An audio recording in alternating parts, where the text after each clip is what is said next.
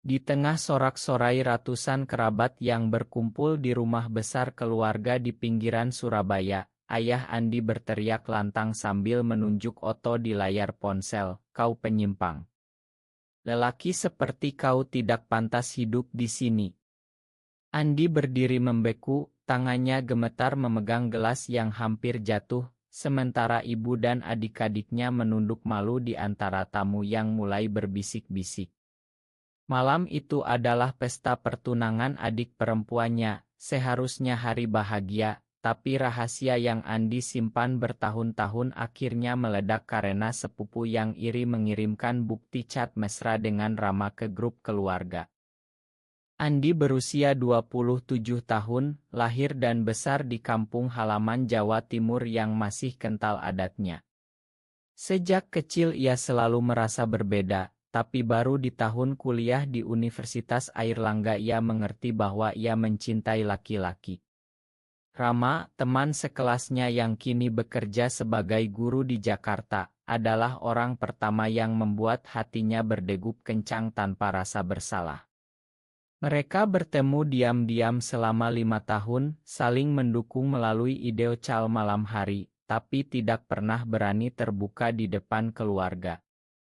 Malam itu, setelah ayahnya mengusirnya dari rumah dengan kata-kata yang masih bergema di telinga, Andi naik kereta malam menuju Jakarta. Di gerbong yang sepi, ia menangis pelan sambil memeluk tas ransel yang hanya berisi baju dan laptop. Sesampainya di ibu kota, Andi menyewa kamar kos kecil di daerah Tebet. Uang tabungannya hanya cukup untuk 3 bulan.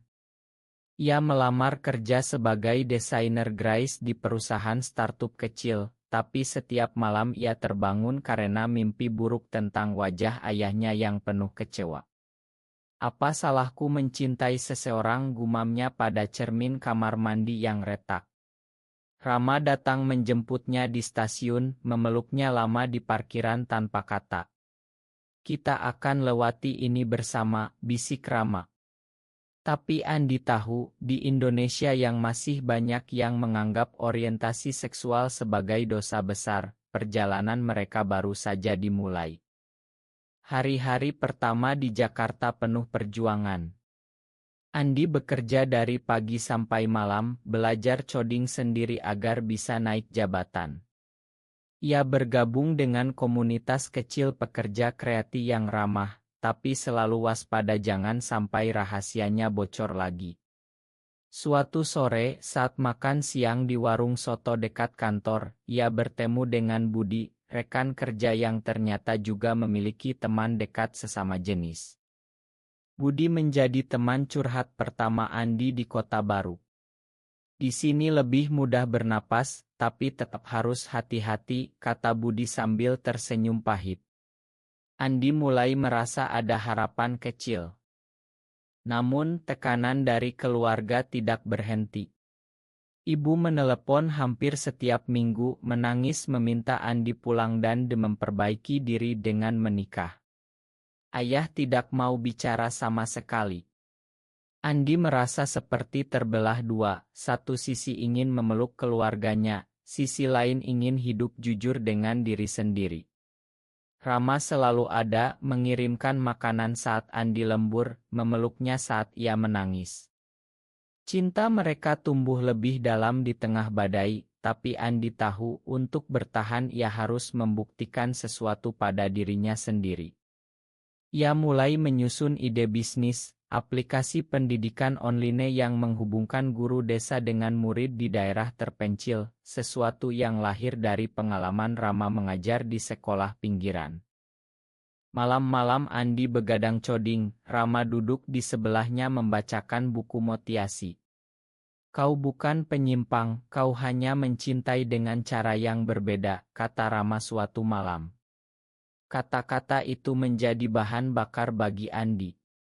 6 bulan kemudian ia resign dari pekerjaan tetap dan memulai startup kecil bernama Desa Pintar bersama Rama dan Budi. Modal awal dari tabungan dan pinjaman kecil. Mereka bekerja di kamar kos yang sempit, makan mie instan, tapi semangat mereka membara. Andi mulai merasa hidupnya punya arah. Tapi ia belum tahu ujian terbesar masih menanti di depan. Tahun pertama startup penuh cobaan. Investor menolak satu persatu karena Andi masih muda dan tanpa pengalaman bisnis besar. Kau terlalu idealis, kata salah seorang angel investor di pertemuan di kawasan Sudirman. Andi pulang ke kos dengan hati hancur, tapi Rama menunggunya dengan sup ayam hangat. Kita tidak perlu mereka yang tidak percaya pada kita, kata Rama sambil memijat pundak Andi yang pegal. Di saat-saat seperti itu, Andi sadar betapa beruntungnya memiliki seseorang yang melihatnya bukan sebagai penyimpang, tapi sebagai manusia utuh. Sementara itu, berita dari Surabaya semakin berat. Adik perempuannya menikah tanpa mengundang Andi. Ibu mengirim oto melalui tapi ayah memblokir nomornya. Andi duduk di balkon kos kecil, menatap lampu-lampu Jakarta yang berkelap-kelip, bertanya-tanya apakah ia harus mengorbankan keluarga demi kebahagiaan pribadi. Rama duduk di sampingnya, memegang tangannya erat. Keluarga bukan hanya darah, tapi juga orang yang memilih kita. Kata-kata itu membuat Andi menangis lagi, tapi kali ini ada kekuatan baru. Di tengah perjuangan, Andi bertemu dengan Sinta, seorang wanita pengusaha muda yang menjadi mentor bisnis. Sinta tahu rahasia Andi karena Budi yang cerita, tapi ia tidak pernah menghakimi. Fokus pada isimu bukan pada apa kata orang, nasihat Sinta saat mereka meeting di KAI Kemang. Berkat Sinta, Andi berhasil mendapatkan seed unding sebesar 500 juta rupiah. Tim kecil mereka bertambah menjadi 8 orang. Aplikasi Desa Pintar mulai diuji di 3 desa di Jawa Timur, termasuk desa kelahiran Andi. Ironis, tapi Andi tidak berani pulang. Suatu hari, ada insiden kecil di kantor. Seorang karyawan baru melihat oto Rama di meja Andi dan bertanya, "Pacarmu?" Andi mengangguk pelan, jantungnya berdegup kencang. Ternyata karyawan itu tidak masalah, bahkan bilang tekeren, "Bro. Cinta itu cinta." Pengalaman itu membuat Andi mulai berani lebih terbuka di lingkungan kerja. Tapi di luar sana, masyarakat masih sulit. Saat presentasi di acara pemerintah daerah, salah seorang pejabat berbisik pada rekannya, "Anak muda ini kelihatannya agak beda."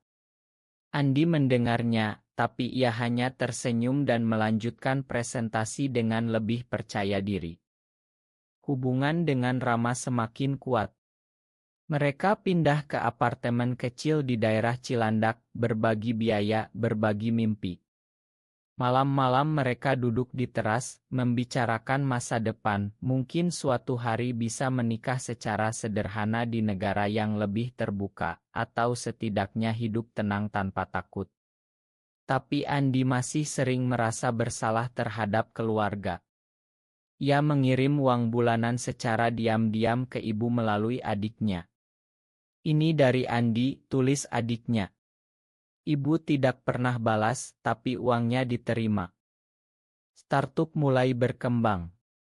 Mereka menang tender kecil dari Kementerian Pendidikan untuk program pilot di 20 desa. Andi bekerja 16 jam sehari, mata lelah, tapi hatinya penuh. Suatu malam, setelah meeting sukses, Rama memeluknya dari belakang dan berbisik, "Aku bangga padamu." Andi berbalik, mencium kening Rama. Di saat itu, ia merasa bahwa perjuangan ini layak. Tapi kemudian datang kabar buruk, seorang teman lama dari Surabaya menelepon, memberitahu bahwa ayah Andi sakit keras dan menolak pengobatan karena malu punya anak seperti itu. Andi duduk terpaku, air mata mengalir. Ia harus memilih, pulang menghadapi keluarga atau terus maju dengan mimpi. Ia memilih keduanya, tapi dengan cara yang belum ia tahu. Kabar ayah sakit membuat Andi gelisah berminggu-minggu. Ia memesan tiket kereta, tapi membatalkannya 3 kali. Akhirnya, bersama Rama, ia pulang diam-diam ke Surabaya, hanya mengunjungi rumah sakit saat ayah sedang tidur.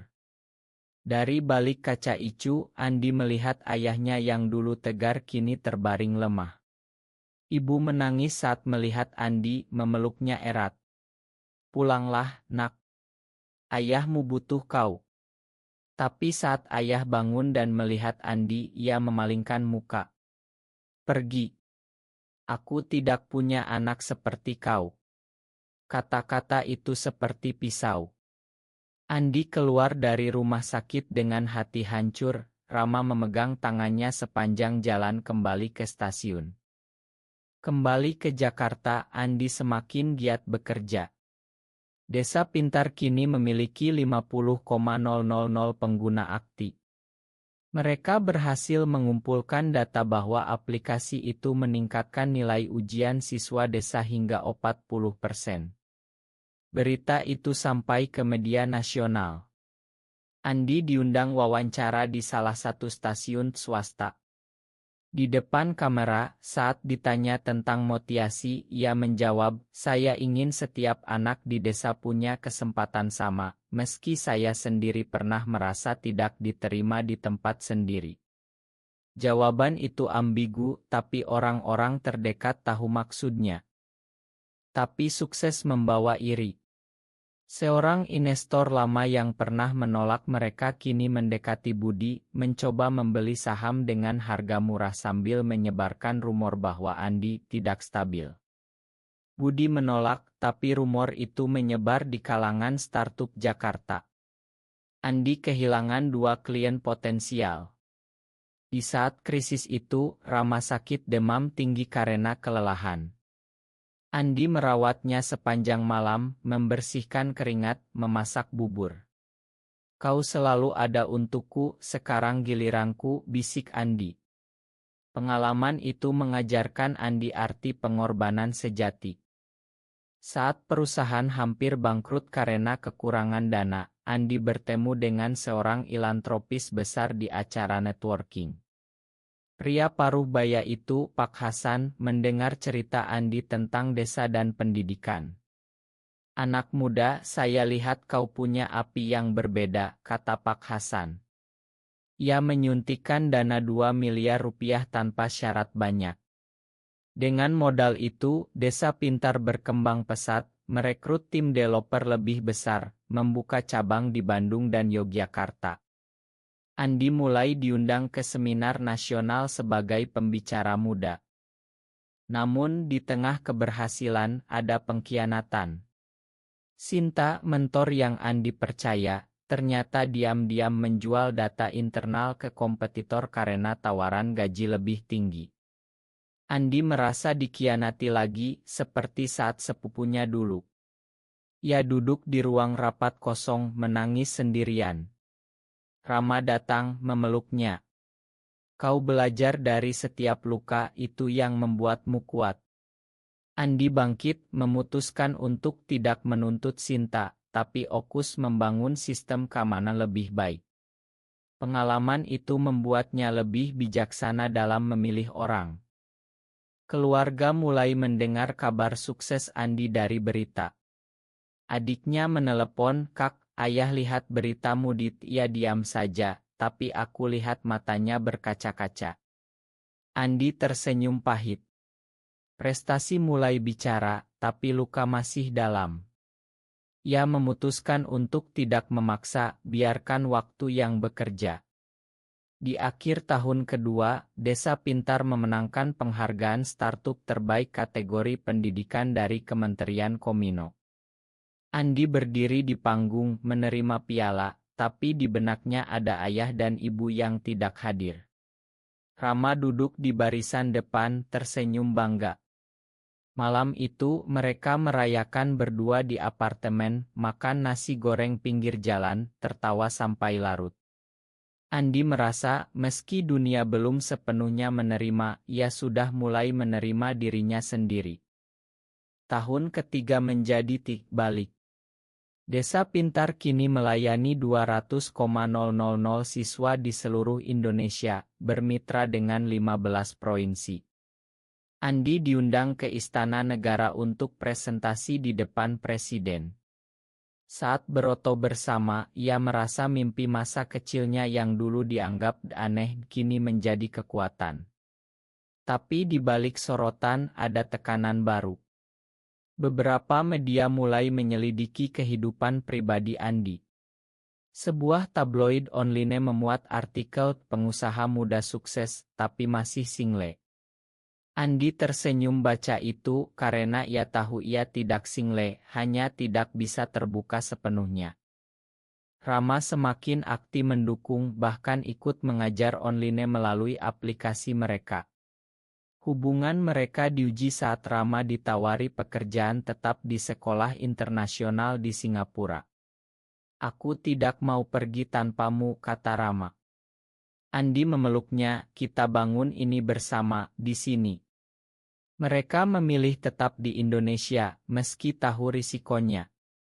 Persahabatan dengan Budi semakin erat. Budi kini menikah dengan pasangannya secara sederhana di Bali, mengundang Andi dan Rama. Di pesta kecil itu, Andi merasa ada komunitas yang mendukung. Suatu hari, ibu datang tiba-tiba ke Jakarta tanpa memberitahu.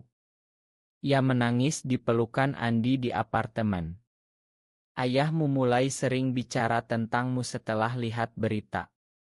Ia bilang, anakku pintar, tapi ibu tidak melanjutkan.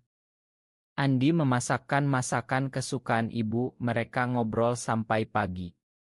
Ibu bertemu Rama untuk pertama kali, awalnya canggung, tapi Rama dengan sabar menjelaskan bahwa cinta mereka murni. Ibu pulang dengan hati lebih ringan, membawa Oto bersama. Aku akan bicara dengan ayah, janjinya. Di dunia bisnis, Andi menghadapi diskriminasi halus.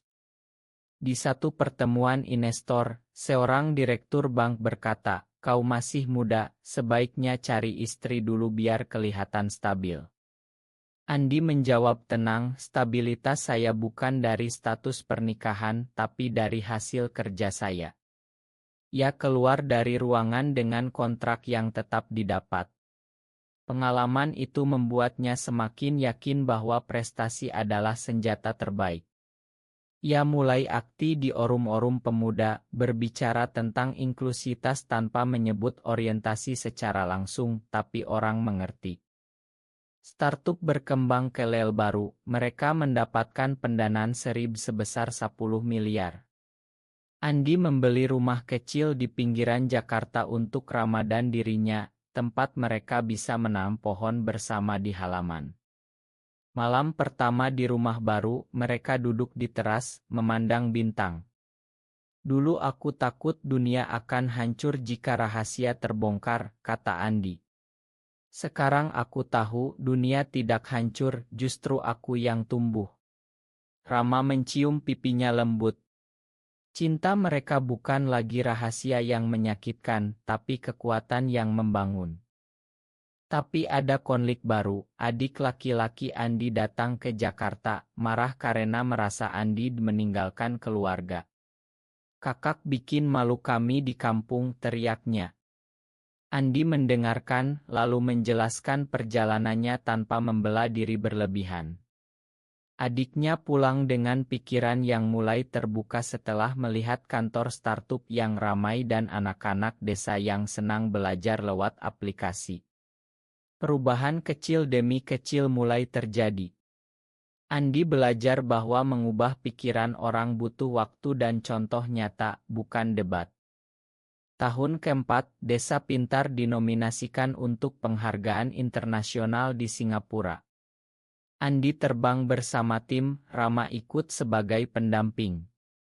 Di panggung global itu, saat menerima penghargaan di Innovator OTR, Andi berpidato singkat, sukses ini bukan hanya milik saya, tapi milik semua yang pernah merasa berbeda dan tetap bangkit.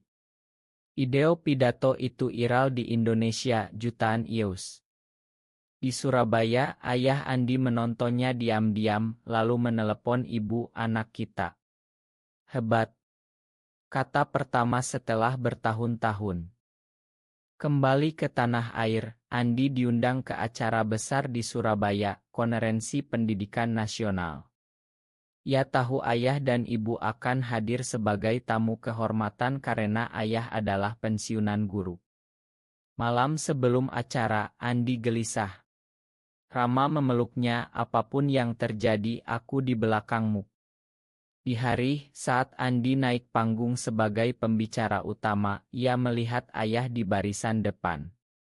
Suaranya sempat bergetar, tapi ia lanjutkan cerita tentang perjuangan anak desa. Setelah presentasi, ayah mendekat pelan, tidak memeluk, tapi mengangguk. Kerja bagus, katanya pelan. Bagi Andi itu sudah seperti pelukan dunia. Konflik muncul lagi saat media lokal memuat berita lengkap tentang kehidupan pribadi Andi, termasuk foto lama dengan Rama. Judulnya sensasional, pengusaha sukses yang sembunyikan orientasi. Komentar di media sosial beragam, ada yang mendukung, banyak yang menghujat. Andi membaca sambil tersenyum karena ia sudah siap. Ia posting di Instagram pribadi, foto dirinya dan Rama di rumah baru, caption cinta yang tulus tidak perlu disembunyikan lagi. Terima kasih untuk yang mendukung perjalanan kami. Postingan itu meledak, ribuan like dan komentar positif dari anak muda. Keluarga besar berkumpul lagi, kali ini di rumah Andi di Jakarta untuk merayakan ulang tahun ibu. Ayah datang dengan ibu, duduk diam di sofa. Saat semua orang sibuk, ayah memanggil Andi ke taman belakang.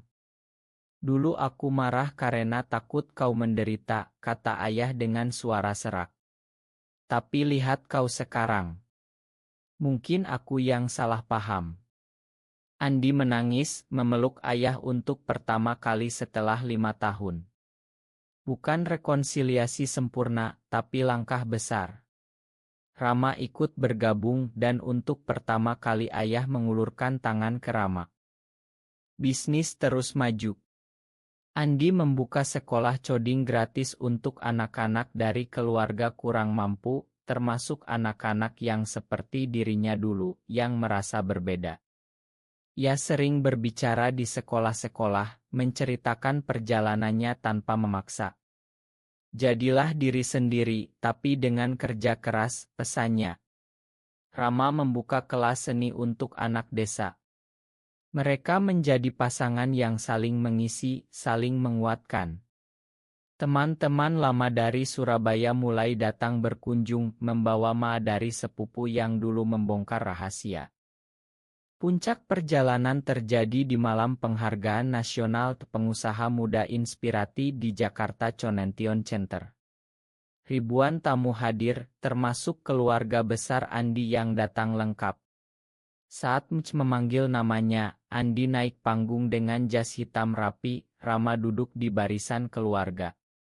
Ayah berdiri memberikan standing ovation pertama. Andi menerima piala, pidatonya singkat tapi menusuk. Dulu saya pernah dihina di depan keluarga karena mencintai dengan cara berbeda. Hari ini, prestasi ini bukan untuk membalas, tapi untuk membuktikan bahwa setiap orang berhak bangkit. Ruangan hening sejenak, lalu tepuk tangan meriah. Setelah acara, di ruang IP, ayah mendekat. Anakku, makan ayah.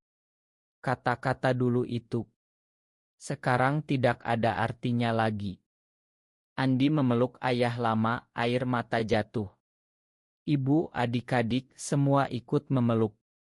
Rama berdiri di samping, tersenyum. Malam itu, keluarga besar makan malam bersama untuk pertama kali setelah bertahun-tahun. Tidak ada yang menyebut penyimpang lagi. Prestasi Andi telah membuat kata-kata lama itu benar-benar hilang maknanya. Kini Andi berusia 32 tahun. Startupnya bernilai puluhan miliar, tapi yang paling berharga adalah kedamaian batin. Ia dan Rama merencanakan pernikahan sederhana di Bali tahun depan, hanya untuk keluarga dan teman dekat. Andi sering kembali ke desa, mengajar anak-anak, menceritakan bahwa mimpi bisa diraih siapa saja. Perjalanan panjang dari penghinaan di depan kerumunan hingga berdiri di panggung kehormatan mengajarkan satu hal, kekuatan sejati bukan dari persetujuan orang lain, tapi dari keputusan untuk tetap mencintai dan berjuang. Apakah prestasi pribadi benar-benar dapat menghapus stigma sosial terhadap cinta sesama jenis di masyarakat kita? Benar atau salah?